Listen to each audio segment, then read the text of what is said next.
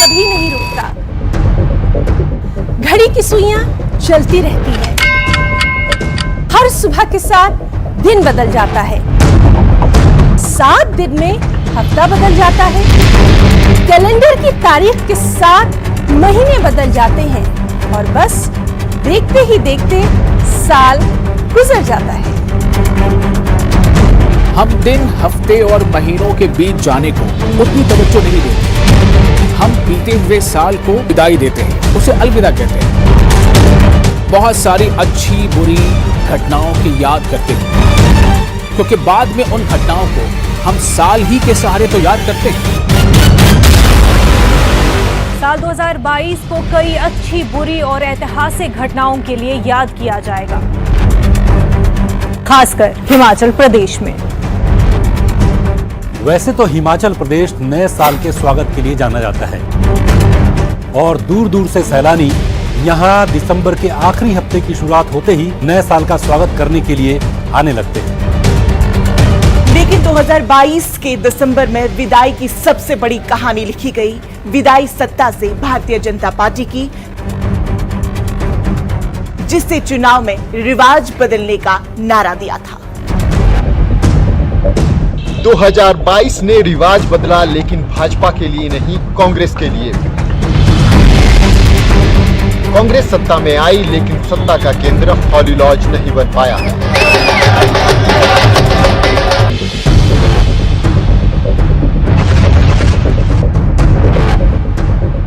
2022 ने हिमाचल प्रदेश को नया नायक दिया। एक ऐसा नायक जो विरोधियों से ज्यादा अपनों के वार से बार बार घायल होता था, लेकिन हर बार वीर योद्धा की तरह डटा रहा। जनता के फैसले ने 2022 में कई बाहुबलियों का सियासी रथ रोक दिया, जिनके सिर पर सत्ता का ताज सजने की उम्मीद थी। चुनाव में उनकी लाज भी नहीं बच पाई। 2022 के मॉनसून में हिमाचल प्रदेश पर मुसीबतों का पहाड़ टूटा। बादल फटने, पहाड़ टूटने, भारी बारिश, बाढ़ और भूस्खलन से लगभग 450 लोगों ने अपनी जान गंवाई।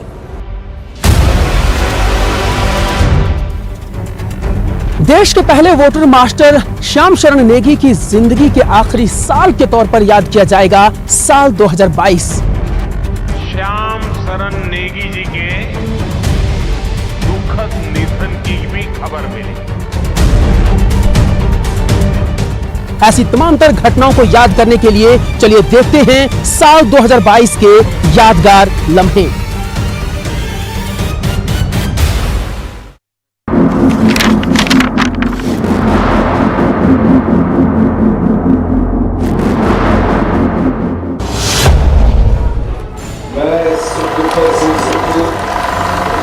शपथ लेता हूँ। मैं हिमाचल प्रदेश के राज्य के मुख्यमंत्री के रूप में सभी प्रकार के लोगों के प्रति संविधान और विधि के अनुसार न्याय करूँगा।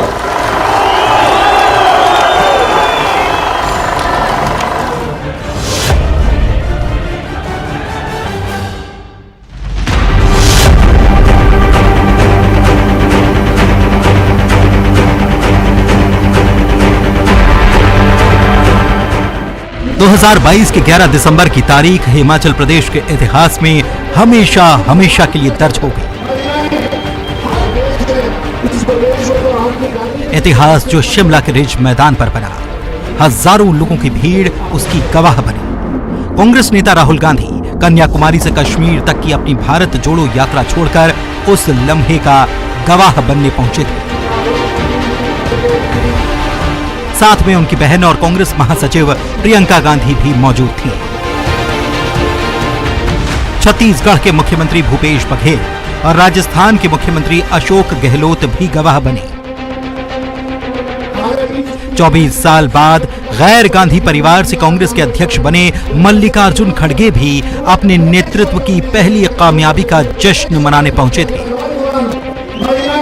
मौका था सुखविंदर सिंह सुक्खू की सीएम पद पर ताजपोशी का, जिन्होंने 11 दिसंबर 2022 को 58 साल की उम्र में हिमाचल के 15वें मुख्यमंत्री के तौर पर शपथ ली।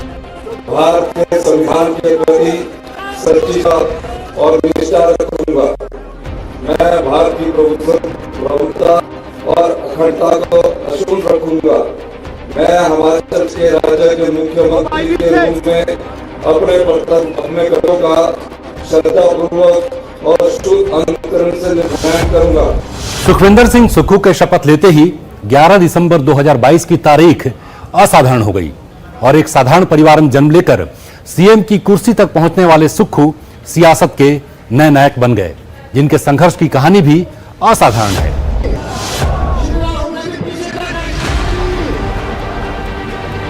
शपथ से पहले मंच पर भी सुखविंदर सिंह सुक्खू का अंदाज उनकी साधारण और पारिवारिक शख्सियत का परिचय करा गया। जब वो खुद अपनी बुजुर्ग मां संसारू देवी को लेकर राहुल और प्रियंका गांधी से मिलाने पहुंचे और मुलाकात के बाद वो मां को वापस उनकी जगह पर ले जा रहे थे, लेकिन राहुल ने इस बेटे की मां के लिए मंच पर ही जगह बनवा दी। मां के बाद सुक्खू अपनी पत्नी और दोनों बेटियों को भी इन नेताओं से खुद मिलाने लाए। साधारण परिवार के इस असाधारण योद्धा का सफर संक्षेप में जानिए।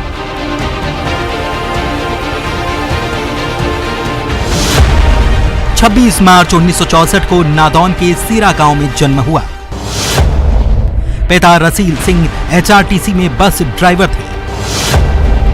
कॉलेज में पढ़ते वक्त छात्र संगठन एनएसयूआई से जुड़े।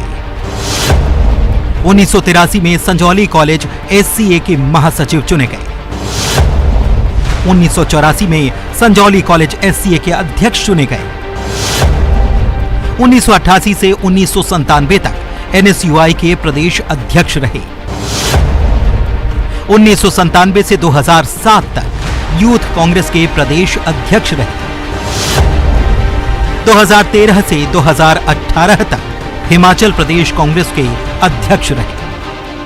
पंडित सुखराम के शिष्य रहे सुखविंदर सिंह सुक्खू 2022 से पहले भी 2003, 7 और 17 में नादौन सीट से विधायक चुनकर आए, लेकिन तत्कालीन वीरभद्र सरकार में उन्हें मंत्री नहीं बनाया गया।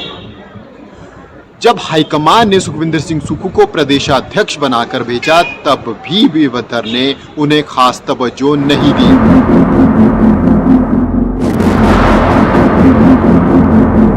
लेकिन वक्त बदला। वीरभद्र सिंह की पत्नी प्रतिभा सिंह प्रदेश अध्यक्ष बनी और सुखविंदर सिंह सुक्खू उन्हें ही रेस में पछाड़कर सीएम बन गए। लेकिन न तो अपना स्वभाव बदला और न ही बदले वाली सोच दिखाई, बल्कि हर मंच पर प्रतिभा सिंह के सामने ये कहते हुए नतमस्तक दिखाई देते हैं कि मैं पार्टी का कार्यकर्ता हूं और आप अध्यक्ष। मैं मुख्यमंत्री बाद में हूँ।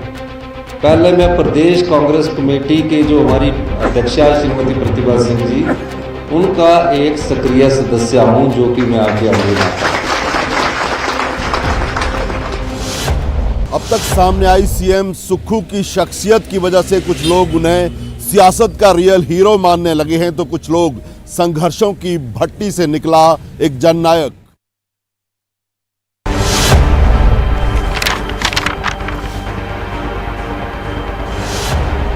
11 दिसंबर 2022 को हिमाचल प्रदेश को पहला डिप्टी सीएम मिला। सुखविंदर सिंह सुक्खू ने जब सीएम पद की शपथ ली, तब उनके साथ मुकेश अग्निहोत्री ने डिप्टी सीएम पद का शपथ ग्रहण किया। इसके पहले राज्य में कभी कोई डिप्टी सीएम नहीं बना था।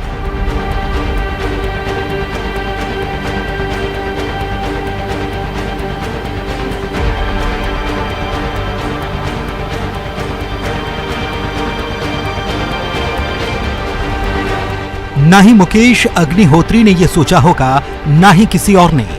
लेकिन चुनावी जीत के बाद कांग्रेस के अंदरूनी समीकरण ही ऐसे हो गए कि सत्ता का संतुलन बनाने के लिए पार्टी को राज्य में पहली बार एक डिप्टी सीएम बनाना पड़ा। सीएम सुक्खू नादौन से 5 बार लड़कर 2022 में चौथी बार विधायक बने, तो मुकेश अग्निहोत्री ऊना की हरोली सीट से लगातार 5वीं बार चुनाव जीते। सुक्खू 2022 के चुनाव में कांग्रेस की चुनाव प्रचार कमेटी के चेयरमैन थे, तो अग्निहोत्री 2017 से ही बतौर नेता प्रतिपक्ष सदन से सड़क तक विपक्ष की सबसे दमदार आवाज बने। इतना ही नहीं, उनके पास पूर्व में मंत्री रहने का अनुभव था जो सुक्खू के पास नहीं था, जिससे वो कांग्रेस की जीत के बाद स्वाभाविक रूप से सीएम के सबसे बड़े दावेदार थे। सियासत संभावनाओं का खेल है जिसमें सुखविंदर सिंह सुक्खू ने बाजी मार ली, लेकिन अग्निहोत्री को फिट करने के लिए कांग्रेस को डिप्टी सीएम का फॉर्मूला अपनाना पड़ा। अग्निहोत्री ने भी इस फॉर्मूले को न केवल सहर्ष स्वीकार किया, बल्कि वो इस फॉर्मूले के तहत बनी जोड़ी को हिट जोड़ी कहते हुए भी सुनाई दिए। इसको जोड़ी नंबर 1 मिल गई है, अब दोनों एक साथ जोड़ी। बिल्कुल, ये जोड़ी जो है सरकार बनेगी भी, सरकार चलेगी भी, सरकार दौड़ेगी भी, और कोई परिंदा भी कोई चोंच नहीं मार सकेगा इस सरकार पे। बीते 20 दिन में इस दावे की हकीकत भी दिखाई देने लगी है। सीएम कोरोना के चलते 19 दिसंबर से दिल्ली में क्वारंटीन हुए तो उनके मजबूत डिप्टी की तरह अग्निहोत्री ने सत्ता की कमान कसकर थामे रखी। मुकेश अग्निहोत्री का 9 अक्टूबर 1962 को पंजाब के संगरूर में जन्म हुआ था। मुकेश अग्निहोत्री की प्रारंभिक शिक्षा ऊना जिले में हुई। गणित में एमएससी और पब्लिक रिलेशन में पीजी डिप्लोमा तक पढ़ाई की। ऊना, शिमला और दिल्ली में करीब 20 साल तक पत्रकारिता की। पिता पंडित ओंकार चंद शर्मा ऊना में कांग्रेस के बड़े नेता थे। 1998 में पिता संतोषगढ़ सीट से विधानसभा का चुनाव हार गए।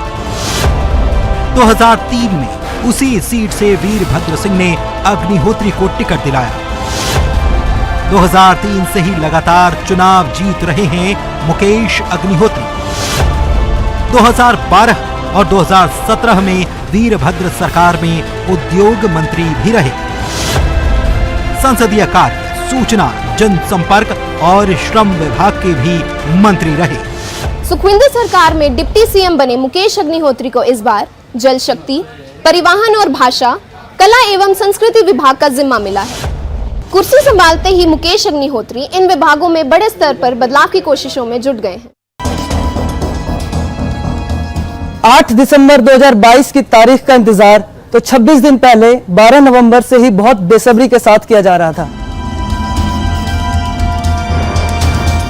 बीजेपी ने विधानसभा चुनाव में रिवाज बदलने का नारा दिया था। आप इस पहाड़ी की दीवार पर लिख लीजिए, अब एक नया रिवाज बनने जा रहा है, एक बार भाजपा, बार बार भाजपा। ये मोदी और गृह मंत्री अमित शाह अपनी रैलियों में पूरे आत्मविश्वास से ये दावा करते थे कि हिमाचल की जनता इस बार 5 साल में सत्ता बदलने का 37 साल पुराना रिवाज तोड़ देगी, क्योंकि डबल इंजन सरकार यानी कि केंद्र और राज्य में बीजेपी की सत्ता का हिमाचल प्रदेश की जनता को बहुत फायदा होगा। लेकिन वो दावे 8 दिसंबर को हवा हो गए, क्योंकि जनता ने रिवाज नहीं, राज बदल डाला। कांग्रेस को 68 में से 40 सीटें मिली। बीजेपी 25 सीटों पर सिमट गई। 3 सीटों पर निर्दलीय उम्मीदवार जीते। 2022 के विधानसभा चुनावों ने भाजपा और कांग्रेस के कई महारथियों का सियासी रथ ही रोक दिया। अब क्या पता भविष्य में ये महारथी कभी चुनावी समर में नजर आएंगे भी या नहीं। 1977 से 2022 के चुनाव तक 8 बार विधायक रहे कौल सिंह ठाकुर ने 23 नवंबर को 77वां जन्मदिन मनाया था।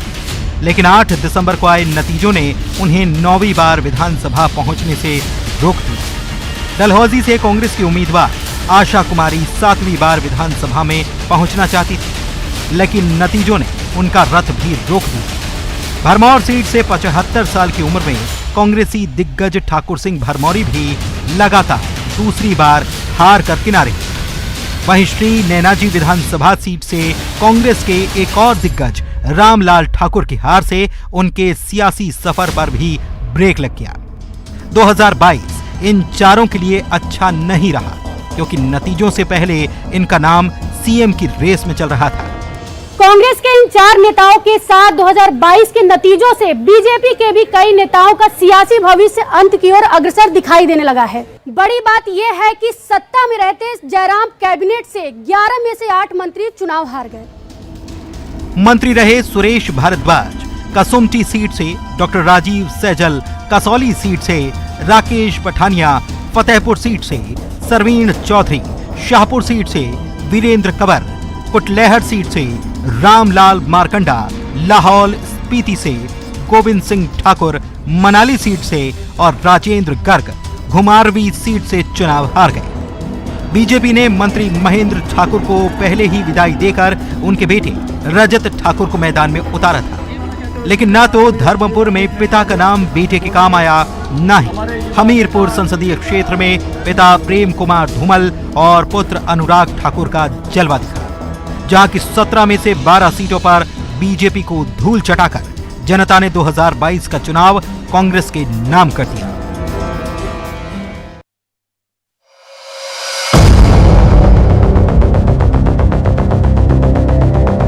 तारीख 5 नवंबर 2022।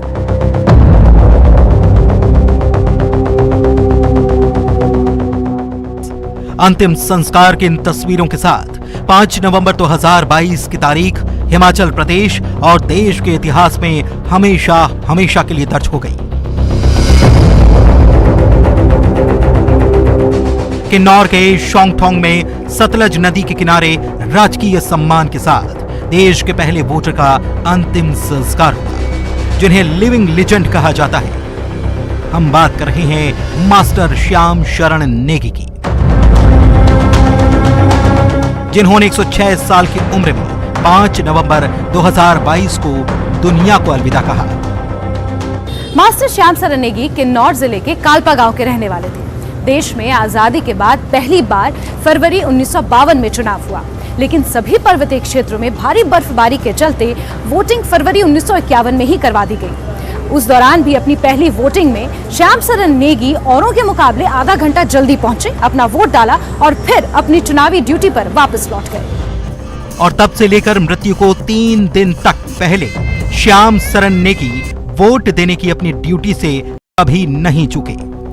शरीर बूढ़ा हो गया तो दूसरों का सहारा लेकर वोट डालने गए। कल्पा मतदान केंद्र पर उनके मतदान के लिए चुनाव आयोग खास इंतजाम करता था। बूथ पर रेड कारपेट बिछाया जाता था। आयोग के बड़े अधिकारी स्वागत में फूल माला लेकर खड़े रहते थे। बूथ पर चाय पानी का इंतजाम होता था। 2019 में चुनाव आयोग ने उन्हें ब्रांड एम्बेसडर भी बनाया था। ये सब इसीलिए क्योंकि 1951 से लेकर 2022 तक नेगी ने एक भी वोट मिस नहीं किया। कुल 34 बार वोटिंग की और अपना आखिरी वोट 2 नवंबर को पोस्टल बैलेट के जरिए अपने घर से दिया, जिसके लिए आयोग ने उनके घर में रेड कारपेट बिछाया था। वोटिंग से पहले हिमाचली टोपी, मफलर और बुके देकर उन्हें सम्मानित किया गया था। 2022 के विधानसभा चुनाव में चुनाव आयोग की तरफ से बुजुर्ग मतदाताओं के लिए घर पर ही मतदान करने का निर्णय लिया गया था। जब इस बारे में श्याम शरण नेगी को पता चला तो उन्होंने घर से मतदान करने के साफ इनकार करते हुए मतदान केंद्र पर जाकर मतदान करने का निर्णय लिया था। 2022 के चुनाव में आयोग ने पहली बार बुजुर्ग वोटर्स के लिए घर से ही मतदान का इंतजाम किया था। इसका पता चलने पर श्याम शरण नेगी ने घर से वोटिंग के लिए फॉर्म भरने से मना कर दिया था, लेकिन सेहत बिगड़ने पर आखिर समय में वो इसके लिए राजी हुए थे और अपने आखिरी वोटिंग के 3 दिन बाद ही दुनिया को अलविदा कहकर चले गए। स्वतंत्र भारत के पहले मतदाता और कल्पा किन्नौर के रहने वाले श्याम शरण नेगी जी के दुखद निधन की भी खबर मिली। 106 वर्षीय नेगी जी ने अपने जीवन में 30 से ज्यादा बार मतदान किया था। श्याम शरण नेगी का जन्म आजादी से 3 साल पहले 1917 में हुआ था। भले ही उनके जन्म की तारीख किसी को याद ना हो, लेकिन इस वोट योद्धा की विदाई का साल 2022 कैसे कोई भला भूल पाएगा। श्याम शरण नेगी जी का जन्म आजादी के 30 साल पहले 1917 में हुआ था। आज भले ही इनकी जन्म की तारीख किसी को याद हो ना हो, लेकिन इनकी विदाई की साल 2022 कोई कैसे भूल सकता है।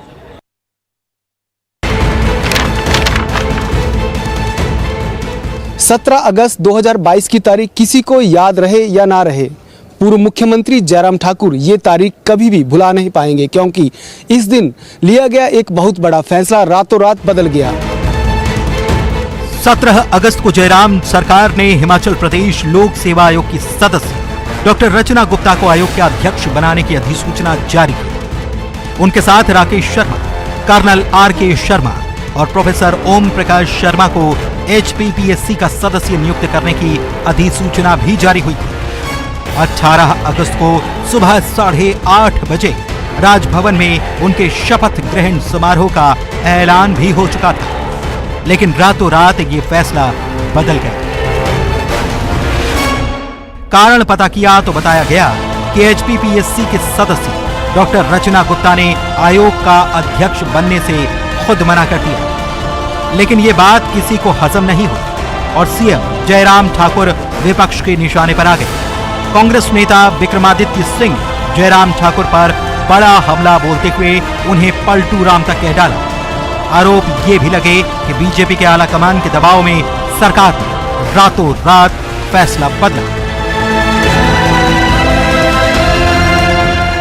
जयराम सरकार में 14 जुलाई 2022 की तारीख को न्यूज 18 के खुलासे के लिए याद किया जाएगा। न्यूज 18 के खुलासे के बाद रातों रात सरकार को मुख्य सचिव पद से राम सुभग सिंह को हटाना पड़ा और उनकी जगह R.D. धीमान को राज्य का मुख्य सचिव बनाया गया। असल में भ्रष्टाचार की एक शिकायत पर पीएमओ ने राम सुभाग सिंह के खिलाफ सीएमओ को एक चिट्ठी लिखी थी, लेकिन उस चिट्ठी को करीब 6 महीने तक दबा कर रखा गया।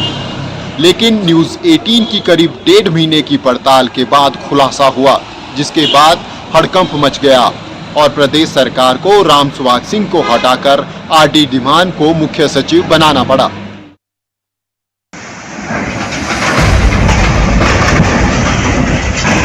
पुल टूटने की इस तस्वीर के साथ दुनिया ने 19 अगस्त को हिमाचल में आए सैलाब से तबाही का भयानक मंजर देखा। हिमाचल के कांगड़ा को पंजाब से जोड़ने वाला 800 मीटर लंबा ये पुल चक्की नदी में आए उफान से धराशायी हो गया।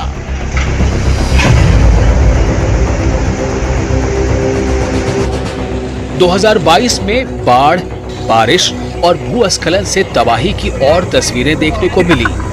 रिपोर्ट के मुताबिक 29 जून से 3 अक्टूबर तक ऐसे हादसों में 435 इंसान और 980 मवेशियों की जानें चली गईं, जबकि 1740 लोग घायल हो गए। 250 से ज्यादा घर जमींदोज हो गए। कुल मिलाकर 2259 करोड़ से ज्यादा का नुकसान हुआ। लेकिन हिमाचल वालों ने विध्वंस के बाद अपनी हिम्मत और हौसले से सृजन की नई कहानियां लिखी। विध्वंस और सृजन की ऐसी कई घटनाओं के लिए याद किया जाएगा 2022, जिसे हम कभी नहीं भुला पाएंगे।